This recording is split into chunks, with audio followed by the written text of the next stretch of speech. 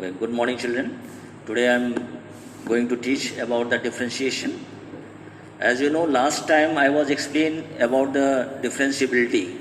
Similarly here, if any function differentiate, as you know, this is the formula. The last time I was explaining here, this dy by dx is equals to limit fx plus h minus fx upon h is called the differentiation. Okay, coefficient of fx with respect to x.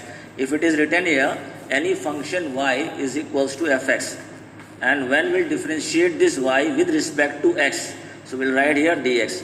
So it means function y is differentiated with respect to x by this formula here. Now here, today I am going to teach how to apply this formula here in various differential equations or functions here. In this chapter, we will direct apply the formula here. Some standard formulas are given, as you know. Here you know that differentiation of any constant function always 0 here. And the differentiation of x to the power n, that is equals to n x to the power n minus 1. Similarly, the other formulas are given. From where we'll get these formulas? It is with respect to the initial principal values. Suppose we want to derive this formula here. From where we'll get x to the power n, that is equal to n x to the power n minus 1. From where we'll got this one? So you see the function, it is given fx. This is given x to the power n. So according to the formula here, the differentiation of this function, that is equal to fx plus h minus fx. It means first we'll take out the value of fx plus h. So what is the x plus h? In place of x, you replace the value of x plus h here. So in place of x, replace x plus h to the power n. And after that, here, this is the y here, you can say, that is f dash x means limit h tends to 0, 1 by h. Here, the formula is fx plus h minus fx. This is given formula here. Now we replace the value. What the value? X plus h is given, x plus h to the power n here. Limit h tends to 0, 1 by h. Here in place of this we will write x plus h whole to the power n minus x to the power n. This is. Now we'll further simplify this factor. You know how to simplify. This is given binomial term here. This is two terms. So you know how to expand this one? By using the binomial theorem. As you learned in class 11, the theorem is, here the first function is 0, nc0. This is x to the power n.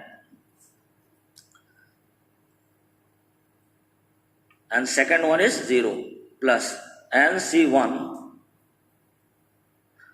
This is x to the power n minus 1, and second term is h.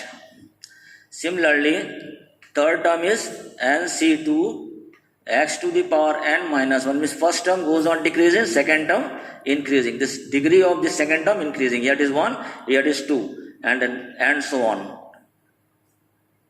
And the last term is x to the power n, like this. So now we simplify. As you know, nc0, this is your combination, NCR. The value of NCR, all of you know. This is factorial n upon factorial r into n minus r factorial. So by this formula, we'll simplify all. These are the binomial coefficients here. You know, class 11, all of you learned how to simplify this. So you know that the value of nc0 always 1, nc1 is n, nc2 is n minus 1 upon 2. So directly you can put these values. So here, that is limit h tends to 0, 1 by h. It is 1 here, only x to the power n left, plus nc1, this is your n, and bracket x n minus 1, and this is your h. The next term is nc2, n minus 1 upon factorial 2, here x to the power n minus 2 and h square, this is, and so on, and plus x to the power n, this is, sorry, it is minus given here. So this x to the power n cancel. So what left? Further simplify. So when you simplify this, h tends to 0, this is your n x to the power n minus 1, and this is h given. In this one you can take h common. Next term is n minus 1 upon 2 x to the power n minus 2 into h, and so on. So what we observe there, it is 1 upon h also here, this one. So this h and h cancel. So now you see, if you move further, so the degree of h goes on increasing here. Now you apply the limit. So when we'll put the limit, so only this term left, because in everywhere h is given, so multiply here, h is 0, so 0 into this whole term is 0, and the next term further also all the terms are become 0. So we'll get this formula here, see that. So d upon dx, x to the power n, this is equal to n x to the power n minus 1, this is written here. So here you no need to prove all these results, you must learn only, because directly we apply all this formula here.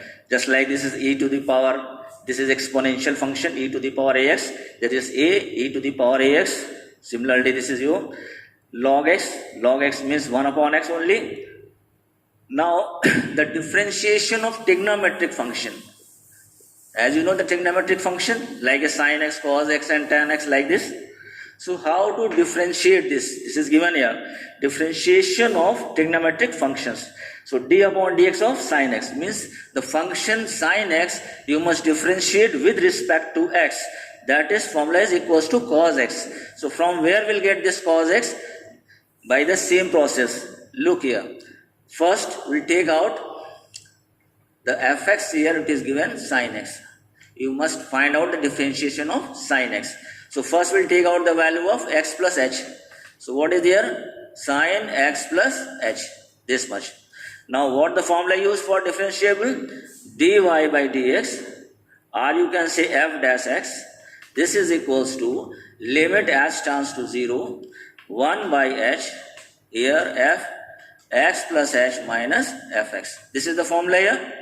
Now you see the value of x plus h is what? Sin x plus h. In this place you will put this value, and in place of fx this is sin x. So put these two values.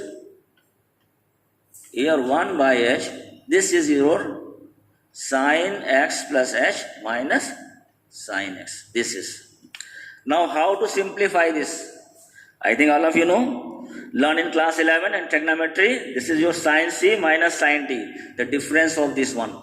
So you know what is the formula for sin c minus sin d?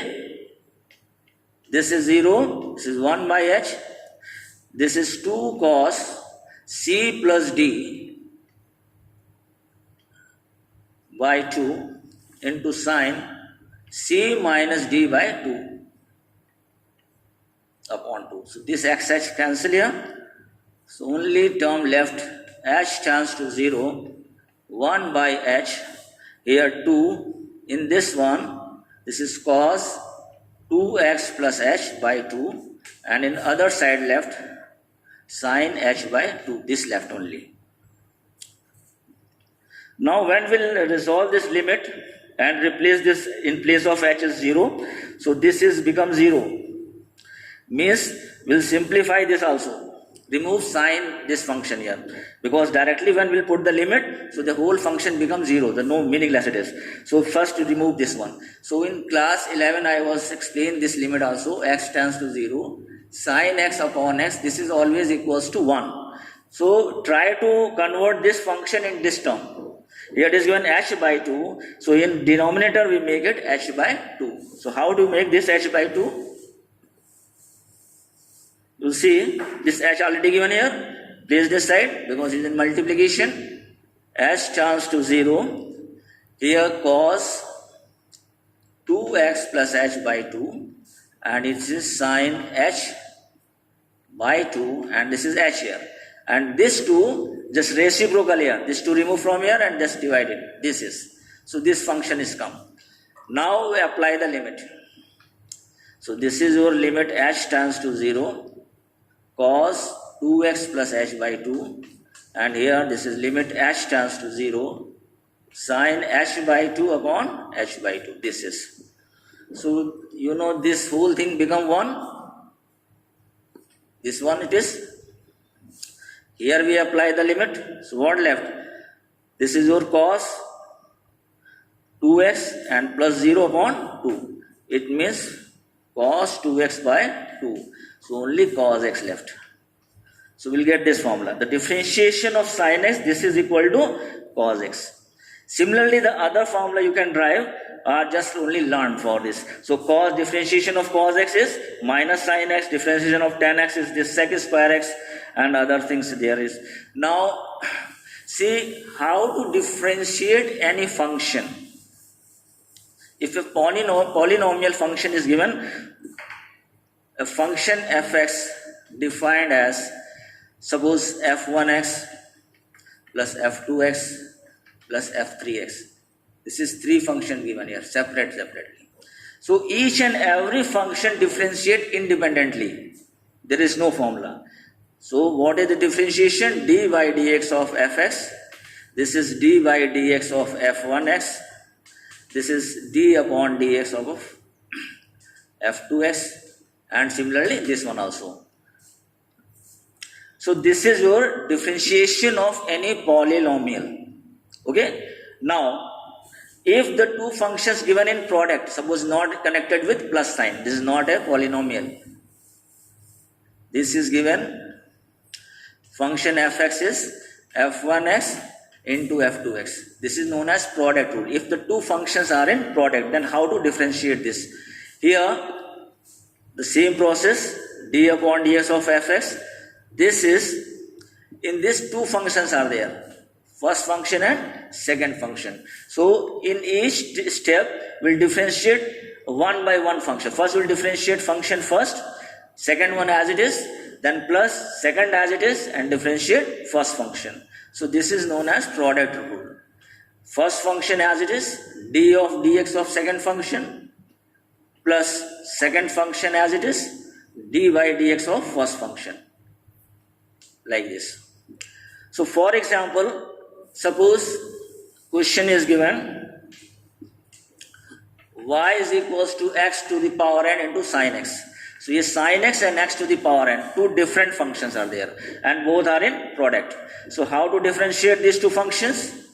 dy by dx is equals to x to the power first function as it is, d by dx of second function, plus second function as it is, and d by dx of first function, like this.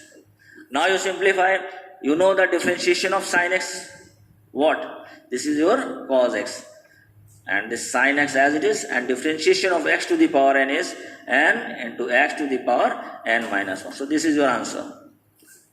Now you see question rule, if the functions are in ratio, then how to differentiate this?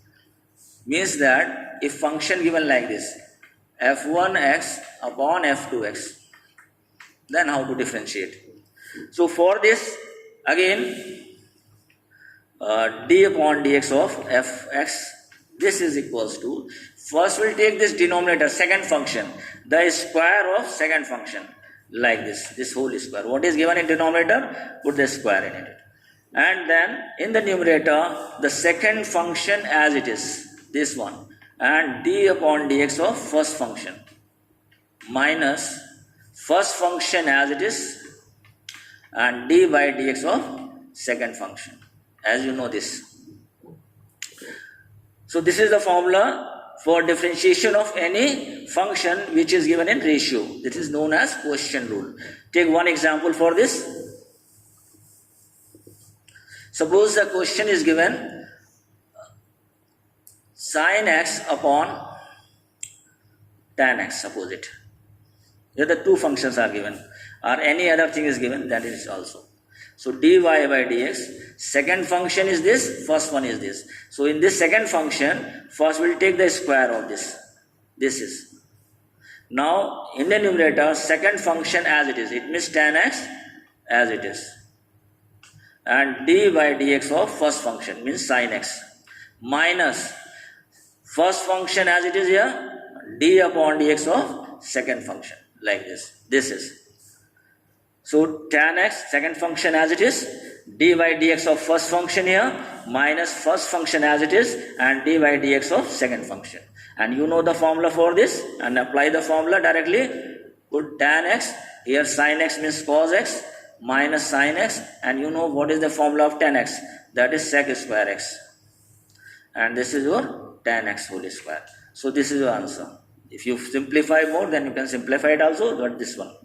Now we'll see what is a chain rule. Suppose the more than two functions are in product, then how to differentiate? Suppose this is given f1x, f2x, f3x. Three functions are there. Then what? Just you will differentiate one by one. First function as it is, second as it is, d by dx of third one, plus first one as it is, d by dx of second, and third one as it is. Similarly, the first one, d by dx of first one, and second and third as it is. If more than two factors are there in product, so like this, one by one, each term, each function you must differentiate it here. Okay, now see the composite functions are. What is composite function? Composite function means these are the some standard formula which I have given here. If the function is not in standard form, suppose here it is given sine square and x to the power 3. Suppose this is given, a question is this is. Here this question is not in standard form. You know the formula for sin x only. But here it is given sine to the power 2x. Then how to differentiate? Here this type of function is known as composite function, because here we'll assume it first. In mind, suppose this function sin x, this you'll convert in standard form first. How do I convert this? This is, you know, this is sin x to the power 2. It means this one.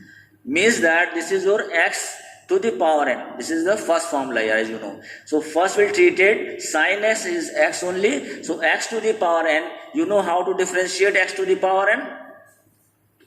This is n, x to the power n minus 1. And what assumption will take place? That function again you must differentiate, d by dx of sin x. So this is your composite function. This is your sin x only, 2 minus 1 is 1, and sin x means cos x. So the differentiation of sin square x is 2 sin x into cos x. Now what is the chain rule?